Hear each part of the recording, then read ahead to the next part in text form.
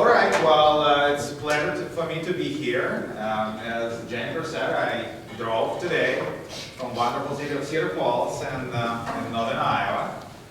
That's where the university is. So what I do with the lecture today, I just spent a few first minutes kind of talking about the Arctic Center and a little bit of the projects we do, just in case it would be interest of what we're doing out there. And then I actually go to my main topic. I have a fancy thing here. So first of all, I represent the Department of Geography at UNI, and for those of you geography students, I know some of you here who might be interested in doing graduate studies, we have wonderful opportunities there. Well, of course, we have bachelor's, but we have a master's program that is diversified for various physical, human, and jazz, but also specifically for Arctic studies because we have an Arctic Center. So that's an interesting opportunity. You might consider it. Of course, I never thought of UNI being a place where something like that would be happening, but it is. So, but in general, I mean, there is a lot of other opportunities in the department, so I just would like to mention that and sort of give a pitch to those who will be at the door for faculty to advise the students that we're just 2 hours away, you can always visit and talk to us. So that's the first idea. So what I'm going to talk is, first of all, a little bit of Arctic science, and I'm always asked, as maybe people, the faculty here, how does Iowa relate to Arctic? I mean, of course, it's cold, we all know that. So the lectures like this actually best go in winter, because have you been outside? Anyways, but also I'm going to a little bit talk about Arctic and Iowa, and kind of applies to Illinois in the same way. And then brief introduction to Arctic economy, and then we actually go to the subject matter of what other Arctic economies I'm talking about and how we need to recast the image of Arctic economic systems to better understand what is really going on in that diverse and populated region. All right, so the first question though to address is where is Arctic, right? And as you can see, scientists have not figured it out yet as well. So this is just two maps that represent various boundaries that different people think Arctic is. I mean, of course, we all know that Arctic is on the top of the world, right? The high latitudes, northern hemisphere. But where exactly we have a boundary, it depends on what kind of study we do, right? So, say biologists like to talk about tundra boundary, right? So that's where the forest line is. We can talk about Arctic Circle. Everybody knows Arctic Circle, right? But I'm not a biologist, nor I am looking at Arctic Circle. For social studies, the boundaries in many ways are defined by political and economic cultural boundaries, so to speak. So when I talk about Arctic today, I'm mostly referring to the political boundaries of the regions that kind of face Arctic. And you can see here, this is actually the red boundary. That's the one is used by the Arctic Human Development Report, which is a primary source of information for a lot of social and economic things in the Arctic. That's where the boundary is. So basically it includes, and you see Alaska, northern Canada, Greenland, Iceland, northern part of Norway, Sweden, and Finland, all the way northern Russia here. So these are the basic understanding where and what Arctic regions we consider as part of the discussion. Why Arctic is important for all of us? I mean, of course, it's important for Arctic own residents, but still. First of all, Arctic is in many ways, unique region, right? It's a region where we have a combination of large ocean. And by the way, if you didn't think of it, Arctic is mostly an ocean, right? Look here, it's an ocean, right? So we have an ocean, previously mostly ice-covered, now it is partially ice-covered ocean, right? Then we have people, and we have a unique environment, right? So in many ways, Arctic represents a unique region. It's also a large region in size. So at the same time, to this uniqueness per se, we can add that it has such things as permafrost, which is a permanently long-term frozen soil, frozen ground, right? It has glaciers, of course. It has a lot of endemic animals and plants, but on the top, it has 25% of world oil and natural gas resources. It has a lot of other mineral resources that attract us from the south to extract and use here. So it's a combination, again, of these pristine environments and the resources that we all want. In addition to that, it's a region of unique societies, right? So if you didn't think of it as well, there is 4.5 million people living in the Arctic. Maybe it's not as many, but it's a lot of people who actually reside in the region. About 40 indigenous groups inhabit various parts of the Arctic all around.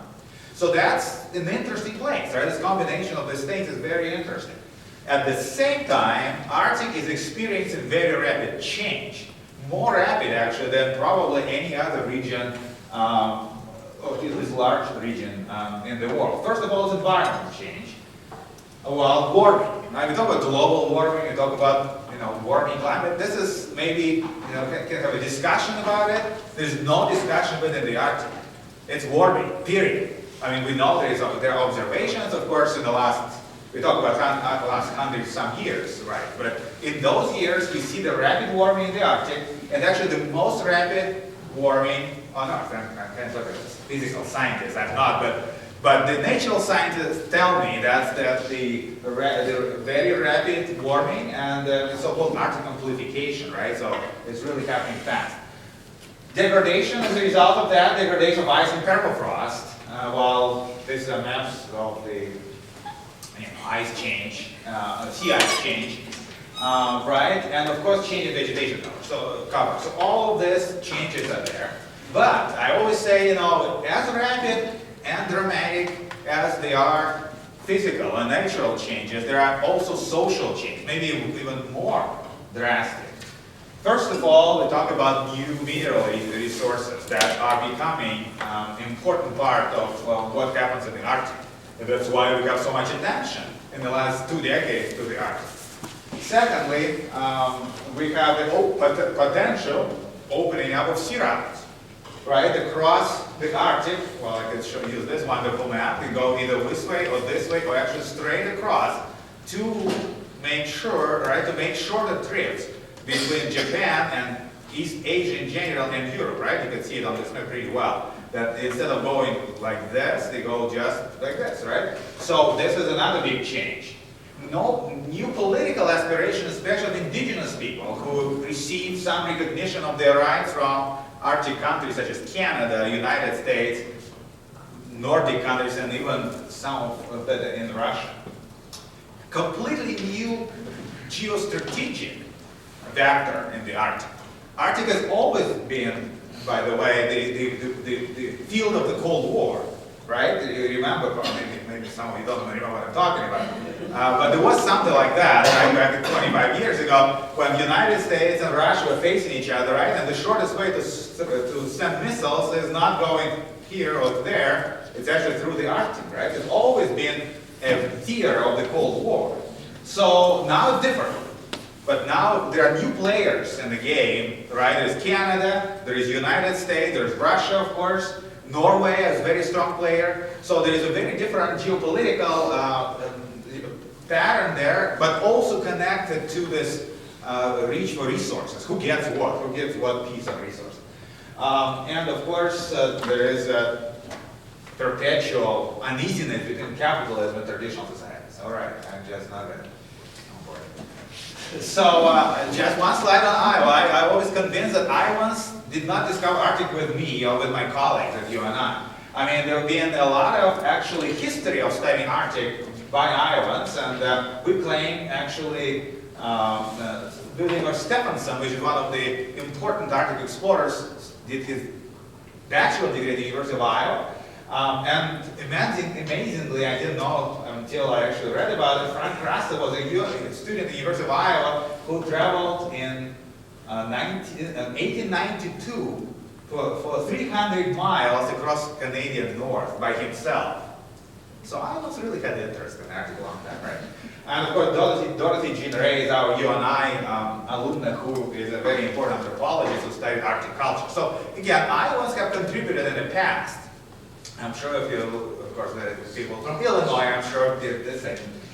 So that's the idea. So our Arctic Center in some ways kind of piggybacks on what Dorothy did, but it's a center that existed. UNI was actually officially set by the Board of Regents in last year, but it existed from 2011. That's all these, my students and my various colleagues. If you have questions, I can answer. There's a website. This is the kind of variety of Venn diagram of our projects. And what we try to do, we try to cover those interesting things that you just mentioned, right? Both, mostly social, but also natural change. And what our main point is that social changes could not be understood when detached from environmental change and vice versa. So that's really the sort of the focus of the center. That's why I say socio-ecological systems and sustainability. And there are a variety of projects. I guess I can't talk about many of them today. And my lecture is on one. But we do various things from very, very economistic things like Econor, which is the report that actually kind of tells us what's going on economically in Arctic regions. Creative Arctic, that's actually the one I'm going to be talking about today, is a project that looks at knowledge economy in remote areas in the Arctic. Arctic Frost is the project that I actually want to say a couple of words about, because it is the research coordination network that invites everyone who is interested in sustainable development in Arctic communities. So this is a kind of social side. And on the environmental side, we do projects, say, with reindeer and caribou tracking. We do a project with wildfires in the Arctic. So there's a lot of different projects, a lot of them conducted by my grad students. So we really emphasize that. So it's a comprehensive center that has various elements to it. I think that's like the message. Otherwise, I guess I could share the slides so people can study it further. Arctic Frost, I just have one slide on Arctic Frost, is the National Science Foundation Research Coordination Network on Arctic Sustainability. And it really builds together a community of scholars and community members, but mostly scholars, including students, who study anything that relates to sustainable development in the Arctic.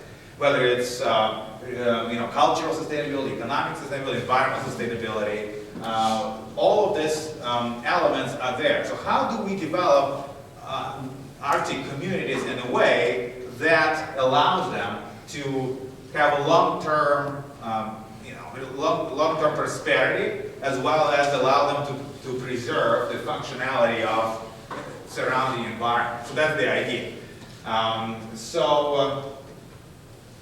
Well, that's what we do is kind of. That's the different elements that we study, but I think the main slide is this, is that what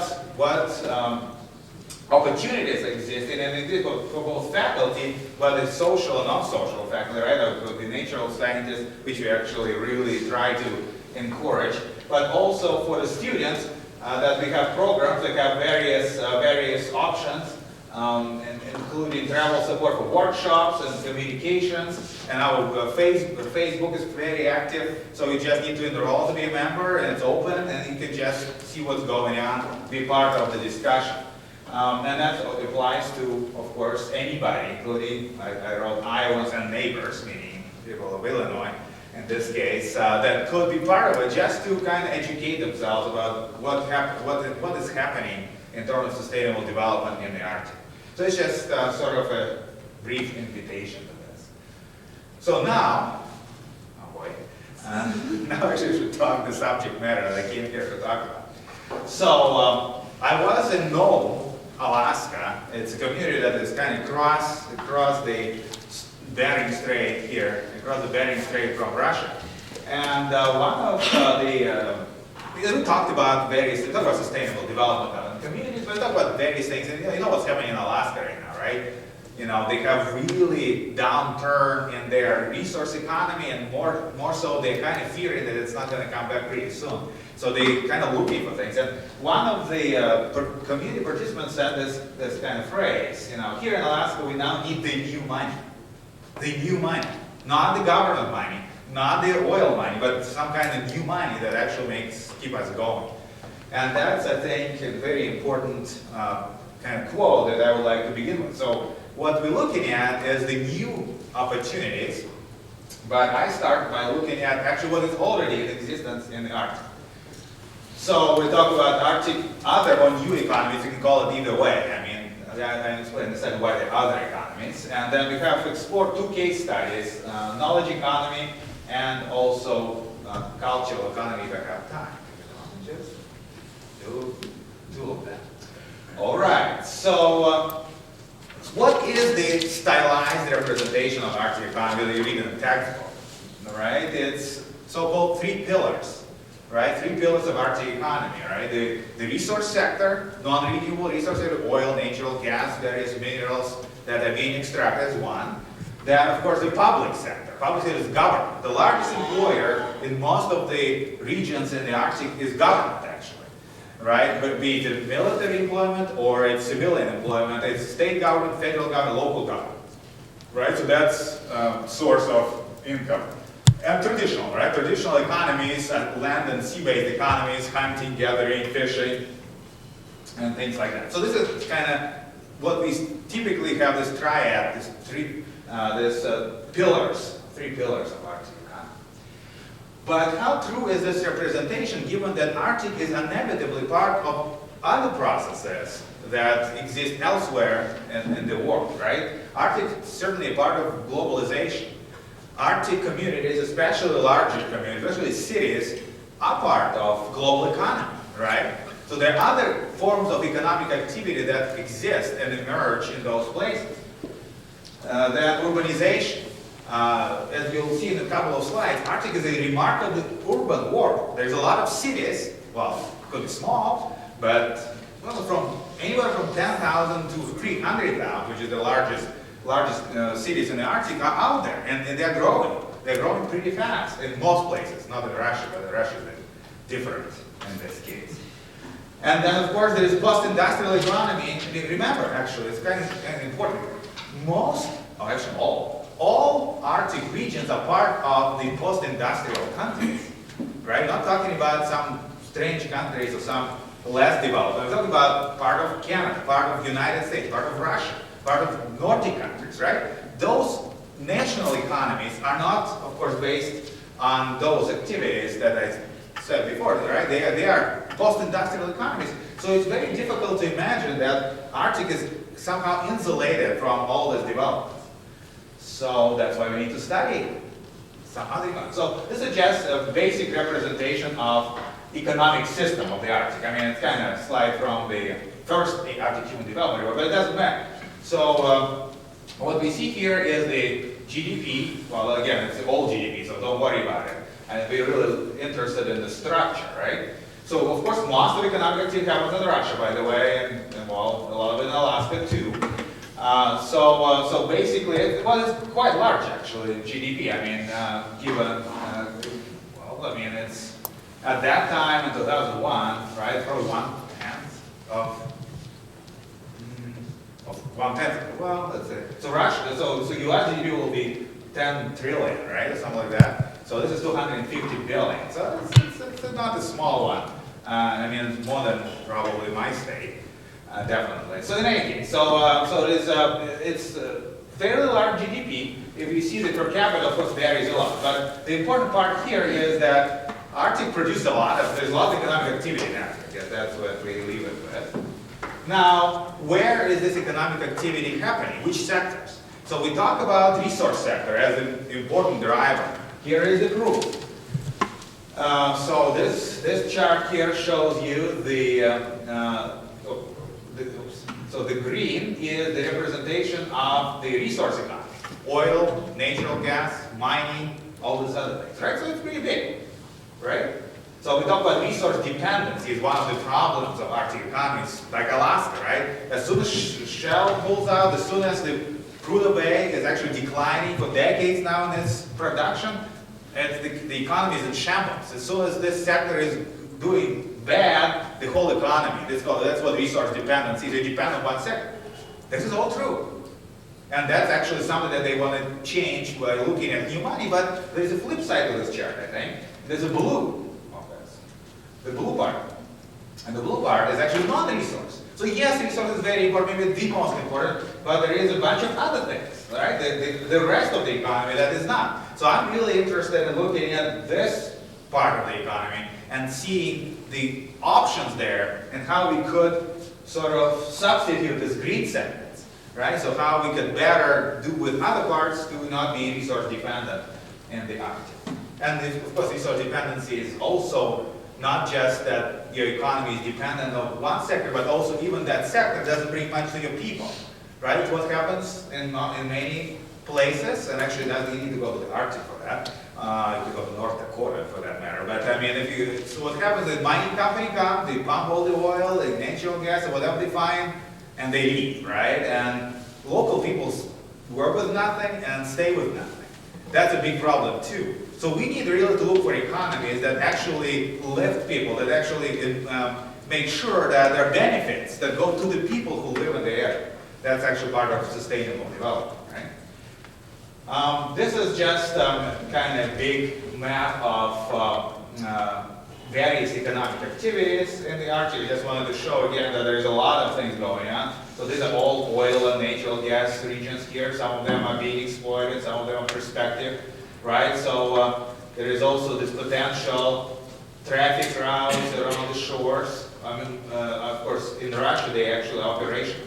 But there is another part here, which is this blurbs, right? There's blurbs here, blurbs there. These are cities. These are settlements. They're larger settlements, right? So there's a lot of, in addition to resource activity, there is a lot of cities. And there's something going on in those cities, right? This is actually economic structure by region.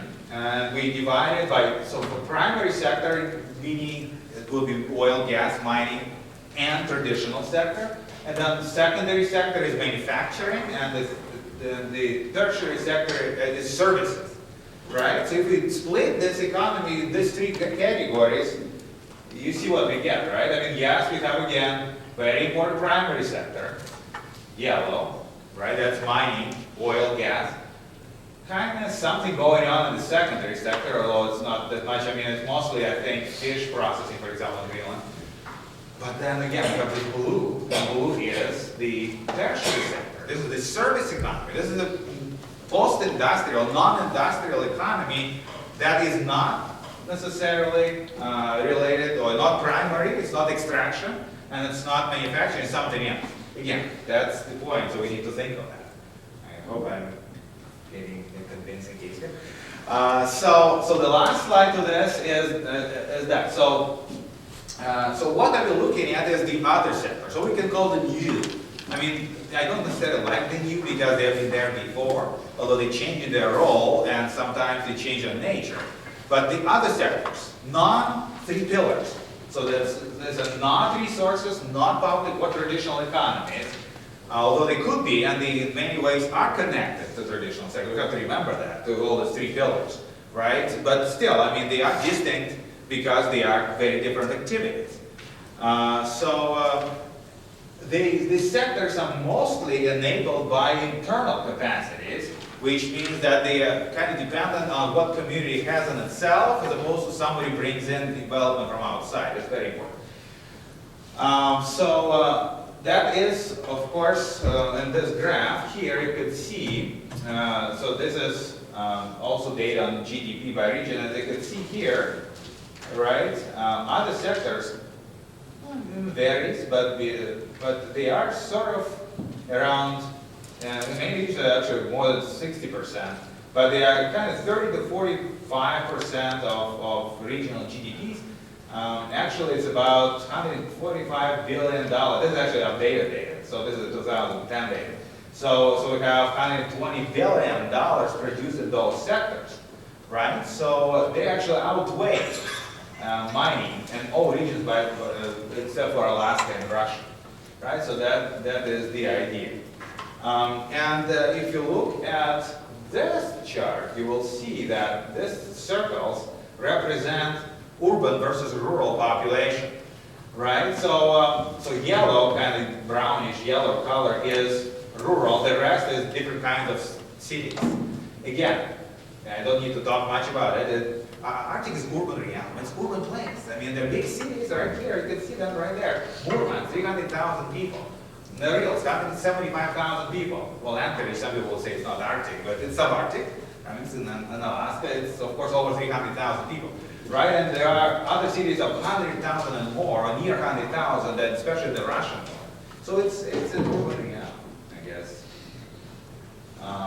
Yeah, and this is actually a representation of that as well, right? You see these cities, and you see this just different pictures, and they all look like cities, right? I mean, they could be small. Nuuk is a small city by any, even by Midwestern standards, 14,000 people. But for the Arctic, they call themselves Arctic metropolis. Right, and they try to look like one too, right? So anyways, let's go to the essence. Why new economies are important?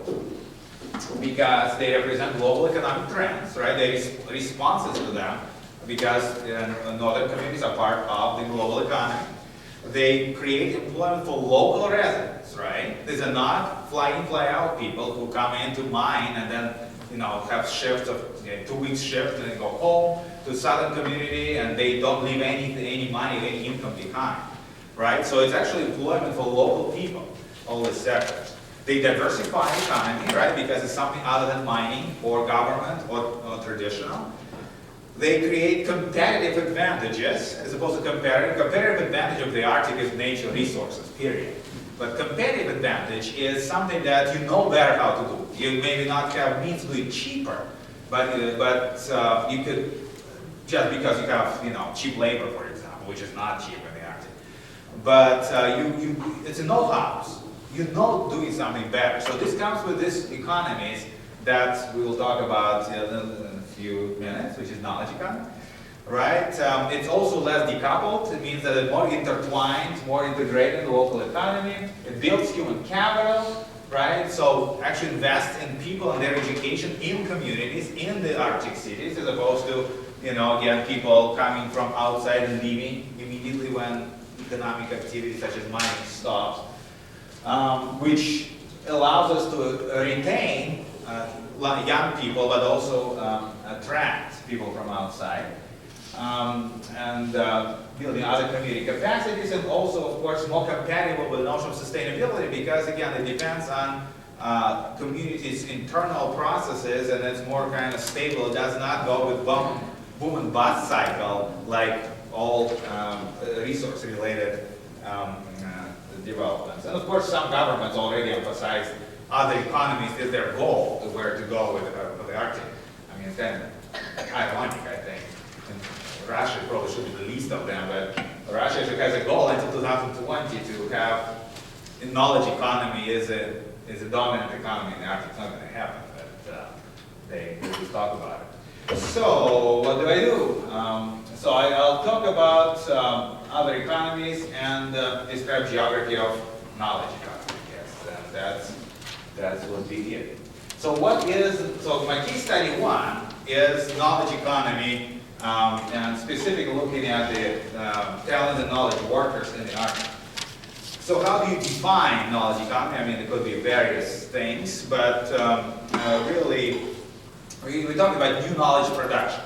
New knowledge production, and this is production that is having economic value, right? So it's innovations that have economic value, right? Something you could measure within the economic system.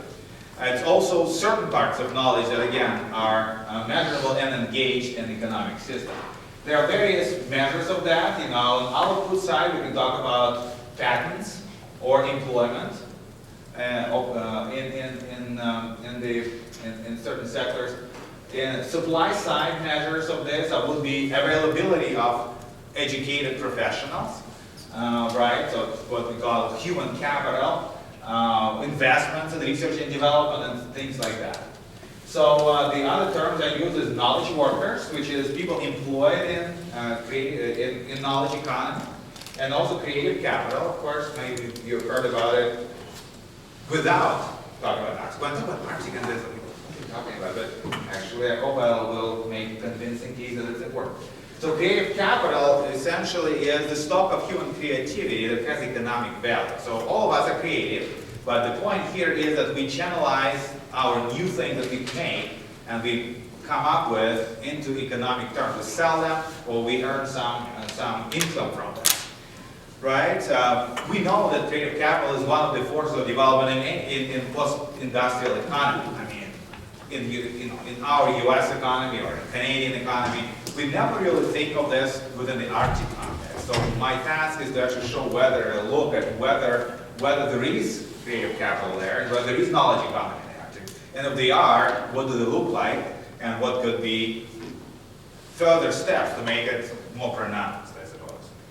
Right? So why creativity again is important? It's not only technology. That's very important to remember. Creativity is also other things, like entrepreneurship, like cultural creativity. But the key part is that all of them, if we consider them as part of the economic system, should bring economic value. And I have my chart here. So when we look at the creativity, especially in the Arctic or other peripheral context, it could actually apply to rural Illinois as well. We have these four groups. I mean, our colleagues who study big cities typically focus on this group. Technology innovators, stuff with Silicon Valleys and all these other things. We talk about technology too. I mean, it's important to have people who produce new technologies, but there are others in communities. But as important for economic development, they could be community leaders who come up with creative ways, with something like entrepreneurial local government is an interesting way to generate economic activity in communities. Entrepreneurs, of course, the business people who create new ways to do business, provide new business ideas, and the artists, crafters, and others who are engaged in culture. So this is actually the kind of holistic representation. Today, though, I'm focusing mostly on the traditional understanding of creativity, but you will see I try to kind of expand it a little bit. So this is the map. This is the map. There's a website. You can go and check all these maps.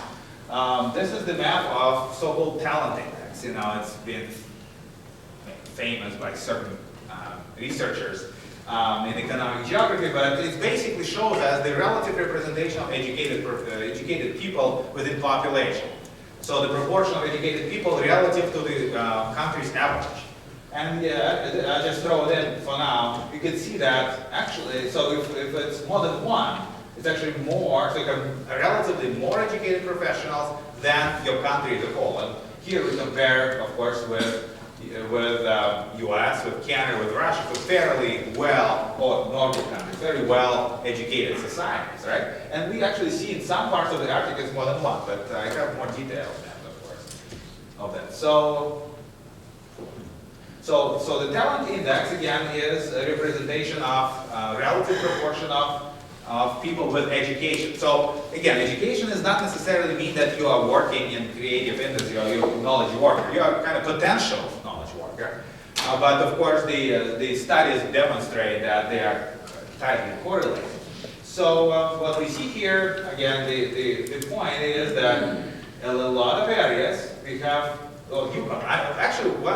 the whole idea of this research came when I was kind of calculating this for Canadian provinces and territories. I studied in Canada. And just out of nothing else to do, I was calculating it for Canadian provinces and territories, and I got that Yukon was top 3, I think, among Canadian provinces, territories, regions, right? I mean, in that index, like, how is this possible? Yukon? Who will think of Yukon as a creative hub or place with a lot of educated professionals? Never crossed my mind. So then I started digging a little bit. So, but the point here is that, again, if you have over 1, it's higher than country's average. So you see Yukon, you see a lot of regions in Russia. You see, of course, this is Tromsø here in Norway. This is Västerbotten region in Sweden. This is the large, of course, city here, Murmansk in Russia. So you see them as actually places with concentration, relative concentration of educated people.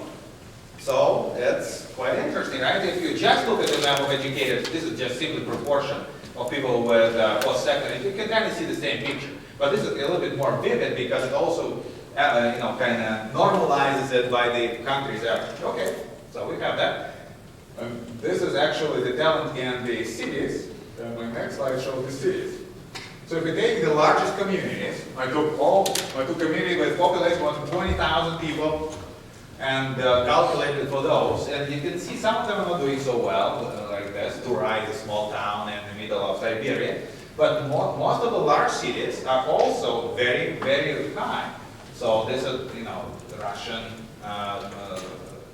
Yamal region, right? Those big cities here. Murmansk, right there. Another, actually, the capital of Chukotka region, is having the same concentration of talent as Moscow. Okay? I mean, it's of course a small town, but I mean, if you take relative proportion of people with bachelor degree in their population and compare it to the country's average, right? It's the same number, 1.7, as Moscow has. So on a relative basis, actually, Another is as clever, I don't know if you want to say that, as Moscow, right? Of course, I should mention that was done in 2002, so when Abramovich was still there, but you don't know what I'm talking about. But I mean, there are reasons why. But in any case, the point is that there are a lot of communities. Here's Whitehorse, here's Yellowknife, right? The capital of Northwest Territory. Here's Anchorage. They're cities with a large concentration, right? So hotspots, so regional capitals. Then there are cities we call Arctic Rust Belt and old industrial towns that don't have that much, and then of course there are some cities that really have very little, which are remote. But still, there is a concentration of knowledge there. This just shows you that people are concentrated in small number of cities, right? So this is the concentration of educated people with bachelor degree in Greenland. And you see Nuuk, which I mentioned is the capital of Greenland and the only larger community, concentrating most of them, while smaller, of course, don't have as much. Same in Russia, we see a big gap between urban and rural communities in levels of education. So the point is, knowledge economy will likely be focused in cities, all right? So now, okay, that's educated, but people with education doesn't mean they participate in knowledge creation as a part of economy. Here is the map of people who actually report being employed, having occupation in something that is identified as applied science, which is mostly engineering, high-tech, IT sectors, things like that. See the picture here, I mean, it's amazing, I think, especially if you really don't think about it. So this region in dark brown, again, are regions where there are more people who engage in some kind of knowledge production relative to the rest of the country, right? And again, we talk about remote Arctic regions, right? So basically, there are more people, say, in Yukon, Northwest Territories, who are doing that on average, right, than in other parts of Canada combined, right? So that's the very interesting pattern here. In Russia, the same. We see Murmansk, large city here. We see Yakutia. We see Kamchatka, right? And Alaska is mostly Anchorage and Fairbanks region. Of course, again, it's a story of cities, but it's a story of Arctic cities. Next one is actually employment in industries that are identified as technology, right? And so it's employment. So those people, so the previous slide was people who report that they have occupations like that. Now this is the people who actually employ. So it could be, it could be an engineer, it could be somebody else who actually employed that who is not producing knowledge. But the idea is that this is the only evidence of the output, so to speak, side. It's employment knowledge sector, and again, the picture is kind of similar, right? So we have regions that are quite high, especially the Canadian Arctic and part of Alaska, where again, where we have as many people relatively to the whole population employed in those sectors as they are in country in general. So that's called tech pole index, but it's not really important. North America stands out here. So in Russia, there's a lot of people with occupations, but very little employment in those sectors. You know why? Because most people with bachelor degree and those who report producing the knowledge in the Russian context will be working in oil and gas, so they will not be included here. Here, again, there's an industry that themselves identified, like Google, right? Google is an obviously industry that is knowledge producing, right? So these are basically the technology firms. So in Russia, we see a lot of people who have degrees and who are actually part of creative capital, but they are not working in knowledge sector. They still work in knowledge economy. They contribute to new innovations that have economic, but not in knowledge sector. That's just a little distinction. But the idea is, again, we see that a lot of regions are actually pretty good. All right, putting all this together, I mean, we can see all these three maps. They really report the same picture. So the knowledge workers, the talent, and the knowledge sector. And there are certain hotspots in the Arctic that we see. I will talk about Yukon for a second. And also, there are a few things in Alaska. And there are certain cold spots. All right, the pride of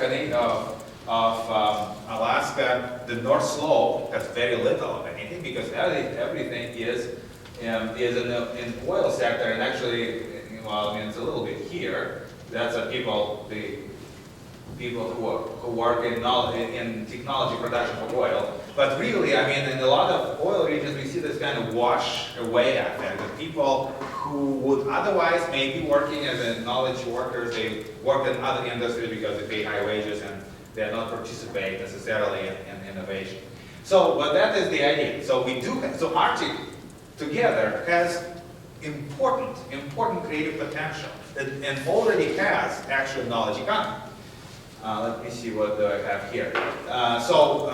One of the in-depth studies were done in Yukon, not University of Connecticut, but Yukon Territory. And Yukon Territory, right, I mentioned it several times, is the one that's kind of struck me from the very beginning. And so my colleagues did a survey of every single knowledge worker as they identified in their city. And who are these people, right? You actually, in the arts, you don't have to have a PhD to be knowledge worker, right? Actually, anyone don't have to have a PhD, but most of them master or bachelor degree level professionals. They mostly lonely. That's actually very interesting. They're mostly single person businesses, right? And maybe small businesses. They also seemingly, look at this, they're seemingly not actually affected by the boost and boom and bust cycles. That's sustainability, right? So because their jobs are not connected as much to the mining or to other activities that come and go. They have permanency in some ways, right? And they actually really export-oriented industry because most of their knowledge they produce actually exported to British Columbia in case of Yukon and Ontario and actually the United States. So these are people who based in Whitehorse and other communities in Yukon Territory who produce new knowledge, and this knowledge is being purchased by the outsiders, but of course money coming to the community and stay in the community where they work. So that's kind of interesting snapshot of things. Now, another representation. I just went and showed this in Alaska. I'm not going to go through the whole case study, but this is one of the ways to represent knowledge production in the Arctic is patents, right? You know what patents are, right? It's the registered innovation that's approved and recognized by the US Patent Office.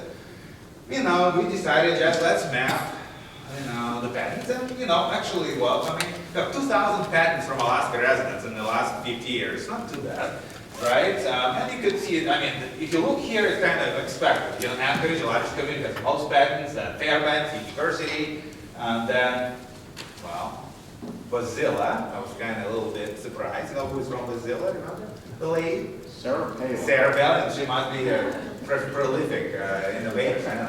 Well, it's not her, of course, but her community is actually, well, it's a suburban community in Anchorage. So Juneau capital, right? So this kind of, but then there will be those communities you'll never think of. Homer and Palmer, as a small communities, have really quite a bit of innovative activity, but this is specifically to certain industries. So really, we're not talking about that tomorrow small or smaller towns in Alaska and Arctic become, new Silicon Valley. We're talking about that these cities, these towns have niches and capacities to be successful in certain types of knowledge economy. And that's where investment could go to make sure that they're not dependent on government subsidy or on oil and gas industry. Now, what we did also is to map it, just normalize the population. So this is just patents. This is patents per 1,000 residents, right? And then Anchorage actually is not looking that good anymore, and we have a lot of other communities, including including those two, Palmer and Homer, right? I mean, these are, see how different, so these are really tiny places here. They have very few peasants. But actually, if you're looking per capita, so they have innovators there, maybe 1 or 2 people. But I always say, you know, in the small community, even a contribution of 1 person can change drastically the way community lives. Because this person can create a business that brings jobs, even if it's a 20 jobs, it's probably, you know, 20% of your entire labor force. And that is really where this is important. And why I think that we really need to look into opportunities in smaller cities, as well as large Arctic cities, in terms of investing in this localized new economies. I think that is the idea. So I should be wrapping up, right? I have another slide that I showed, and I will wrap it up. I don't know. Oh, maybe I should do this. Maybe I show this, yeah.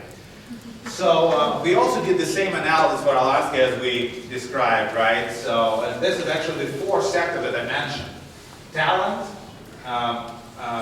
so that there is a cultural economy, entrepreneurship, and technology innovators. That will be knowledge workers. So we're not interested in this, we've seen that before already. I'm actually interested in this. You know, we know that, you know, 30 to 50% of Arctic residents actually, especially indigenous residents, engage in Arctic crafts. And it's, this actually showing you here that the highest concentrations of artists and crafters relative to the US, right, just the same, is in North Slope, right? So, and it's nothing that actually defines North Slope economy, right? North Slope economy is all about oil and gas. But there is other stuff that could be actually produced and sold. And I understand all the difficulty with investing in cultural economies. But they are cultural economies. They're both, and actually they're very interesting. Look, North Slope is indigenous, right? It's the Inuit cultural economy. Arts and crafts that you think of the Arctic arts and crafts. But then there is wonderful economy here. This is Anchorage. It's just completely different cultural economy. It's music. It's you know, it's modern kind of the non-traditional cultural economy that also brings a lot of benefit. All right. So now I'm supposed to wrap it up, and I will. I have a button here that goes to the last 3 slides. So why is it important? I already said it's because it's new. It's because it's for sustainability. So what do we know about these economies, right? They are urban, embedded, and endogenous, meaning that they are from within the places. So they bring benefits directly to them. Knowledge-driven, which is good because it's how the modern global economy works. They're community-based, the community is engaged in getting benefits from them. They deviate from so-called path dependency, and path dependency means that we are dependent on resources, right, always. Dependent on some outsider to give you money, whether it's government or resource companies. They are human capital intensive, they build new human capital in the Arctic, and they're globally connected. And that is the reality. All regions, including Arctic, are globally connected. You don't want this. So what is the conclusion here? So Arctic new economies could be now considered a new pillar of sustainable development. In addition to resource economies, in addition to tradition, in addition to public sector, this is the new thing that we need to be looking at. And especially now, I think it's absolutely unique opportunity, especially for Alaska, when there's a kind of all-spread disappointment with the way it was developed the last 40 years or 50 even years. Now it's a way to invest and look. All right, so more compatible with a new model of development, which is a sustainable development, and of course, is a key in resolving what I always call the main imperative of sustainable development in Arctic is how we reconcile the reality of Arctic societies, their traditions, their locations, right, their aspirations with the capitalism which they have to live in. I mean, they live in this modern capitalism that is knowledge-driven, that is globalized, and there is no way they could be isolated from it. So the way to make sure these communities are successful is to invest in those pieces that could make them successful, could make them competitive in this economy they have to deal with. So that is the idea, and I think it is the final slide. There's more information, there's various papers you could read, and I'm sure if anybody interested I could provide. And that's actually the book I was talking about, the New Arctic. It's not about what I said, it's about other things too, but there is pieces of it as well. And thank you very much. Sorry.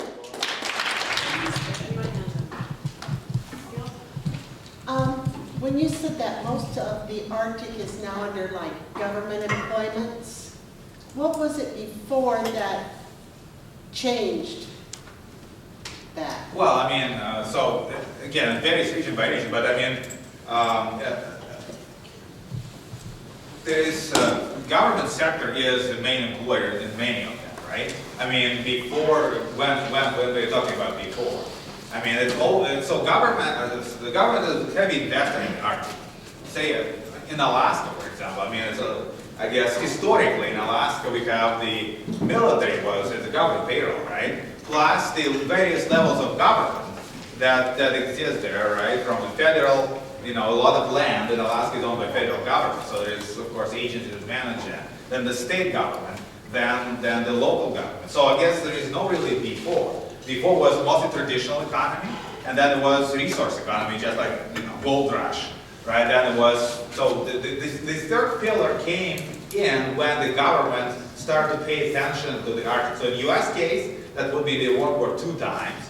In the Russian case, well, I guess in Soviet Union everything was government, but the government really started paying attention to developing the Arctic in the 50s. In Canada, it was Diefenbaker in the 1960s who actually started to kind of bring government structure there and government jobs. So I guess, so before was two pillars, the traditional, no, traditional was original, right? I mean, so hunting, gathering, and fishing was there from the outset. Then we have the resource economy, comes gold rush and other kind of resource rushes, whatever were there, and then the third comes the government. So, but then when the resource economy collapses, that's the government is the one who actually becomes the employer, the main employer, right? And that's how it is. So I guess that is the answer. But it varies by region. I mean, not all regions like that. But in Russia, in Alaska, and in Canada, I guess it's pretty much. I'm sure we probably quite a bit as well. Have time for one more question.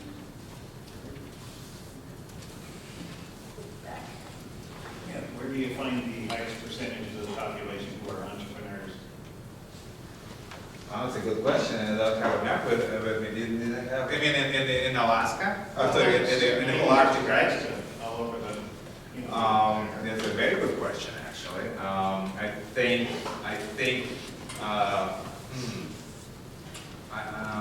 Yeah, I don't actually remember which specific places it would be. I think it's Canadian North. I think it's Canadian North, and actually maybe surprisingly enough, Scandinavian North. I think that's the answer. It's not Russia. And I don't think it's, again, Alaska varies a lot. I mean, Alaska, you know, if you take it as one, I split it into multiple regions, so you will see some of the places, like Anchorage will be high. But I think if you look at kind of bigger chunks, I think it's again, Yukon is very unique, seems to be, it's having all of this high, and then it's Scandinavian, I think. But yeah, I didn't think of putting that map on. Steve, did you have a question? You know, we had a speaker in the Quad Cities that talked about elimination of poverty in Africa. And the thesis was he was a philanthropist that set up coding schools in rural areas to teach folk to code. And the argument was that with the technology, you can be a coder remotely, fairly inexpensively if you have the education. What do you think about that concept for the polar regions? I mean, education is good at always. I mean, no matter how it's delivered and by who, in a sense, right? I mean, it should be, of course, appropriate. But there is a certain extent to that, but the problem with, if you talk about education in the Arctic, there is a bigger problem or bigger situation with education because the main issue is the way in which the young people in the Arctic kind of find themselves in the middle or in between of two completely different worlds. The modern world they need to kind of adjust to, and the traditional world that is still part of their identity. And that is actually, so the education must be inclusive of two things. One, maybe some, I guess, technology to talk about, but also we need to make sure that education incorporates traditional elements of life. Otherwise, what happens is if you put a lot of, if you come to a school and know, for example, okay guys, you're going to be using computers, going to be doing code, a lot of people just kind of drop out, or mentally drop out, or physically drop out, right? So if you don't connect whatever happens in school, and that's a problem now. I mean, we are not connecting what happens in schools now with the experience of people on the land and on the sea. So what I'm trying to say is that just one thing like that would not help. We need both of them. So that they learn modern technology, maybe distance, maybe in house, but also have opportunity to understand their cultures and their land and sea-based activity as a part of their curriculum. That is unfortunately not what is happening. And that is why, the highest dropout rate in the United States, well, not sure the United States, but really high is Alaska, right? I mean, probably 40% of especially Native American youth and Inuit youth is dropping out. So no matter what opportunity you provide in school, they will not be getting them because it's just not coming. So that is kind of the thought. But for large cities, I think that is a possibility. Yes, certainly. Create more opportunities to learning is always good. Now the question will be whether they're going to stay there, whether they learn what to do and then they leave. And that's exactly what I'm saying. If you don't couple with other part, with something that ties them to their community, then it's not going to be really used because community is still going to be in poverty because people who get education leave and stay somewhere else and make their incomes and bring their benefits to other communities. So that is, I think, kind of need to be holistic in that sense. Thank you. Well, thank you all for coming, and please join me in thanking Dr. Petrov.